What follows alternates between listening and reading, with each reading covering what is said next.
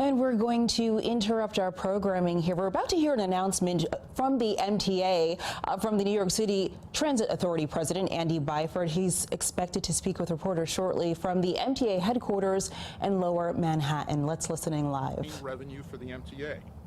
Put simply, there could not be a more important step to take for us collectively, the state of New York and the city, to keep building on these improvements month over month and year after year. I'll note that we have $0 allocated to our capital plan, our next capital plan, which starts 9 months from now in January. That's $0 to re-signal the subways, to acquire new train cars and buses, make critical accessibility investments, install new rails, and introduce new technologies. $0 available for that. We do, however, have the team in place to improve the subway system. We have the plan to improve the subway system. We need funding from state and city partners to improve it. And congestion pricing is the best way to both fund the MTA and fix the subways and advance other critical goals of reducing congestion, improving air quality, and providing for accessible transit. Now I'll pass it over to Andy and Sally to discuss the good news. Andy. Pat, and good morning, everyone. What we're here to talk today is about, it's really a combination of the Subway Action Plan, our Safe Seconds campaign, and a Back to Basics approach, which has truly allowed us to improve our system and progressively to build on those improvements. But as Pat rightly said, we need investment in infrastructure and we need operational improvements to make that happen.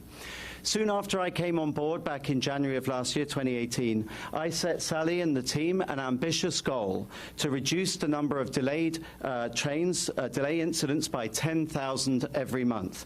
I knew we could hit that target by focusing on basics and by delivering the SAP, and we have for 6 consecutive months now. Today, based on that success, I'm proud to announce that we will be increasing that target number to a reduction of 18,000 delays per month. So 18,000 as opposed to 10. I'm increasing that target and presenting Sally with that challenge, and we will aim to do that from April of this month, just next month. In a moment, Sally will be reporting on even more great subway performance numbers for the month of February, and I'm very proud of our team for achieving that. But before she does, I want to be very clear about something. I fully expect, as I've said to you before, I fully expect that these numbers will fluctuate a bit. But my main concern is to ensure that we remain on an upward trajectory. In other words, that we're trending in the right direction. Everywhere I've worked, you see some oscillation in figures, but as long as you are progressively increasing in the right direction, then that is good. And as Sally will describe in a moment, that's the case for every meaningful subway performance metric that we have. One more point before I turn the floor over to Sally. Yesterday, we also announced 2 major steps forward in improving accessibility in the city, which, as you all know, is a key priority for this team and a pillar of our Fast Forward plan to improve transit. One announcement was the extension of the eHail on-demand pilot program, which provides 1,200 users with on-demand access via an app to accessible vehicles. This has been extraordinarily popular with our riders, and there's no secret that this is the kind of technological innovation that we want to see throughout our system. We're excited to extend this pilot for at least the rest of the year while we explore how to make it sustainably permanent. The second announcement is a system-wide increase in the number of taxis and for-hire vehicles available for everyone in the system. In 2017, about 1/3 of our riders were using these sorts of vehicles, and this year we're up to 50%. Yesterday, we announced that we have signed on to a new partnership with Curb that will allow us to increase that percentage still further. We'll not only be signing up new drivers, but those drivers will be better trained. They will be able to take customers from their door instead of just from the curb. We'll have a better handle on metrics and a lot more. The bottom line is that our customers deserve the best possible service in a way that is reliable, timely, and efficient, using the latest possible technology, and these announcements will help us get there. No doubt we have a long way to go, but clearly we're moving forward. And now to take us through a bit more of the detail on subway performance is the person I put in charge of the subways, Senior Vice President Sally Labrera. Sally. Thank you, Andy, and good morning. Let's start with subway performance. As Andy mentioned, we've now achieved our goal of reducing our monthly total delays by 10,000 for 6 consecutive months. In February of 2018, that's last year, our customers endured 60,446 delayed trains on weekdays. Last month, that number was 37,119. That is a nearly 40% delay reduction for our customers, and we think that is a great reason to have a press conference today. Over the past year, we've reduced the number of delayed trains by more than 17%. Comparing last February to this February, customers' average wait time on platforms was 9 seconds closer to schedule, and on trains, it was 25 seconds closer to schedule. That is an improvement of 11% and more than 27%, respectively. Those seconds may not seem like much, but if we think about it in terms of the average New Yorker who takes multiple trips every day, multiple trips each and every day, those seconds add up. They add up to minutes, to hours, to time that people can spend with their families or their friends rather than waiting on platforms or riding on trains. That is really important. It's because these statistics, they're more than numbers. They mean much more. They really impact people's lives, and we get that. On-time performance is improving dramatically. On-time performance was 61.7% in February of 2018. That's unacceptable. This year, in February, on-time performance is over 76% at 76.4%. That's more than 14 percentage points improvement. And OTP is up nearly 7% when we look at the 12-month figures. We still have a way to go, but we are improving and we are moving in the right direction. One more important note before we open it up for questions.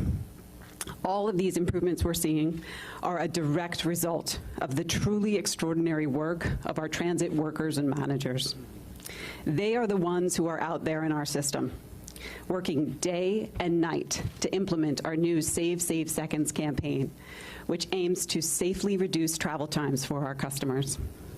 They are the ones who are working non-stop under the Subway Action Plan to install miles of new resilient track and clear thousands of track and signal defects. They are making our subway system more reliable, more resilient, more transparent, and more accountable. Their work is getting us back on track, and that progress is not going to stop. Thank you. Rich Lamb, we'll start with you. Question? So you think the average rider gets this? I know that's why you're holding the news conference, but is there a perception, or have you measured it in any way? You want to talk about customer complaints? Sure. So we receive feedback in a lot of different ways. We receive feedback through our train crews, who are the front line of the workforce, and they interact daily with our customers. And we hear consistently from them that the feedback they're getting from customers is that we have more to do, but they see the difference. We also monitor our customer complaints and our customer feedback, and we can see that in terms of subway complaints, they're down year over year pretty significantly. May I just add to that? I do my own survey pretty much every day, not necessarily one that I invite, but people come up to me on the train and talk to me. And pretty much, I wouldn't say every day, but very, very regularly, customers come up to me unsolicited and give me feedback on the service. And what is encouraging is that increasingly people are saying, you know what, it is getting better. And I'm pleased to hear that. Now, clearly, we're not satisfied. I'm not satisfied with 76%. I want to go higher. I want to get to 80, want to go through 90%. There's an upper limit, a law of diminishing returns in terms of what we can achieve from the existing system. But what we're talking about today shows that through better management and through sustained investment, you can turn around even the existing system. But what we really need is a sustained investment to re-signal this subway and to do the work that our capital plan envisages, because that's where you really can get into world-class levels of performance. Ben. So, we hear a little bit about how the MTA has adjusted its schedules to run more realistically. Can you elaborate a little bit on what that means? Are we just running fewer trains to get fewer delays and get favorable numbers like this? So we've made schedule adjustments where they've been necessary to set our run times to realistic levels. It is part of a broad service management strategy. Having schedules that realistically represent running times allows us to more precisely dispatch our trains and to more precisely manage our service, which improves throughput, improves run times, and we've seen that in terms of our statistics. When we look at actual numbers, actual run times, and we compare them to, we compare 18 numbers to 17 numbers, we see that actual run times are improving, even on lines where schedules have been adjusted, or particularly on lines where schedules have been adjusted, because it's part of a comprehensive service management strategy. So we're still meeting the same load count, like the load requirements, loading guidelines? Yes, yes. What we've been able to do is improve our actual performance, improve our actual run times, improve our actual throughput, and in so doing, deliver more reliable, consistent performance for our customers. When the subway action plan was created, the governor declared a state of emergency for the subways. Things seem to be improving, as you say. That emergency declaration is still necessary, and what does that hope you accomplish? Well, look, the emergency is still in effect. As Andy and Sally said, we're not satisfied with this performance. We've come a long way. We've got a long way to go. While performance is better and customers are feeling it, the state of emergency continues. Please.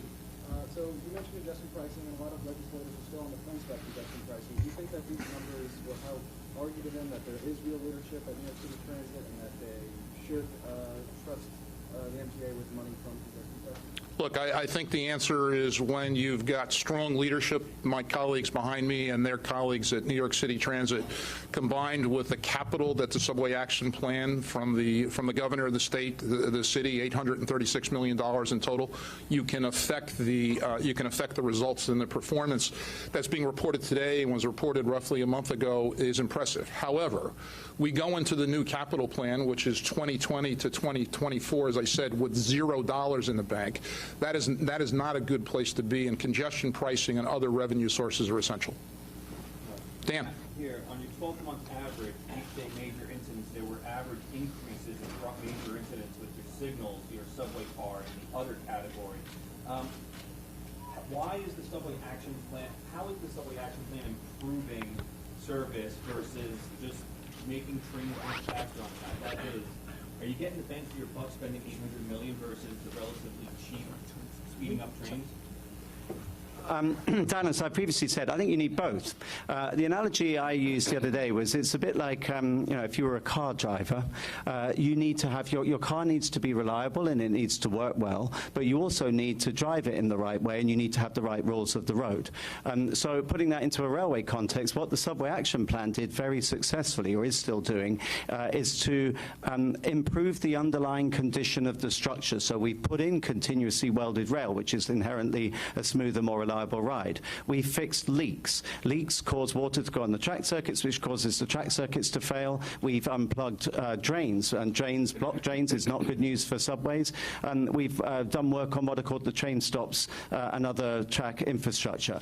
But what you also needed to do in parallel with that, in combination with that, we have been running a complementary program, which is called Save Seconds, which improves the operational basics. In other words, the focus on getting your run times right, getting your dwell times, the time that trains stay in stations, cutting out unnecessary speed restrictions, making sure that signal grade timers are properly calibrated. And those two things in tandem are what are driving that chart today. You need the infrastructure to work well, but you also need to have that absolute, relentless, all-out focus on operational basics. That's what I asked my team to do, and that's what they've been doing. Okay, but the 12-month average, it went up in signals, it went up in subway cars, and it went up in what you call other, which looks like, well, you can explain what other, but for signals in subway cars, the 12-month average, it went up major incidents. Sure. I mean, well, with subway cars, I think there's still more work to do there. I mean, the mean distance between failure has largely remained reasonably static. But I maintain that just investing in making sure your equipment is properly maintained, getting ahead of the maintenance curve, where we want to get to is a proactive maintenance rather than reactive. That has to be a good thing, and I believe that that is a major driver behind these statistics. Yeah, Dan, the other thing I'd add is, look, weekday major incidents down 14%. There are a number of metrics that go into that. As Andy said, some are going to oscillate. They're going to fluctuate. The good news is major incidents down 14%.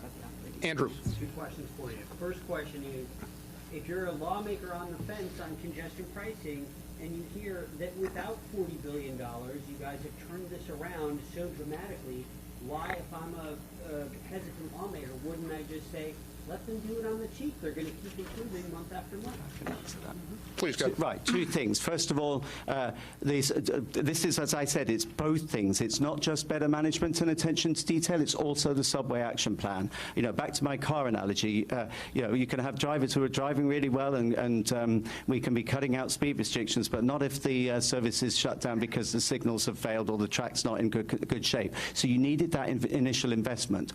But the more fundamental point, the reason we need huge investment, sustained investment, predictable investment via congestion pricing and other mechanisms is because what we're talking about today with the subway action plan and Save Seconds is about the railway, the subway as is. In other words, getting the best out of the existing infrastructure with all of its limitations.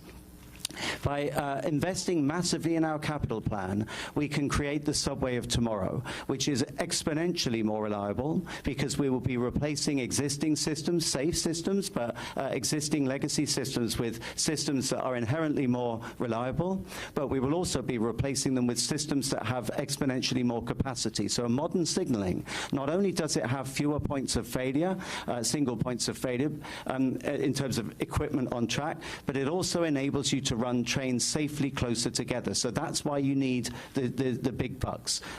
This is about the as-is today. If we want to deliver world-class transit for the world's greatest city, as I describe in Fast Forward, you have to have that major investment. That is within our grasp. That's the golden opportunity, and that's my pitch to legislators. Yeah, and Andrew, resignaling. And we've been listening to MTA officials, including New York City Transit Authority President Andy Byford, speaking to reporters from MTA headquarters in Lower Manhattan, describing what they say are some notable improvements within the city's subway system. So they are touting that the number of delays are down within the subway system. They say they reached a goal of reducing monthly total delays by 10,000 for 6 consecutive months, which they say is a 40% reduction in delays for customers. They also say they now want to increase their goal of reducing delays by reducing monthly delays by 18,000 delays per month. Meanwhile, MTA officials say on-time performance is at about 76%, which they say is a 14% improvement. Now, they say by no means are they satisfied with the current numbers, but they hope to see a continued improvement. Of course, riders, many of them will tell you they are far from satisfied as well. This is a story we will continue to follow for you here on CBSN New York throughout the day.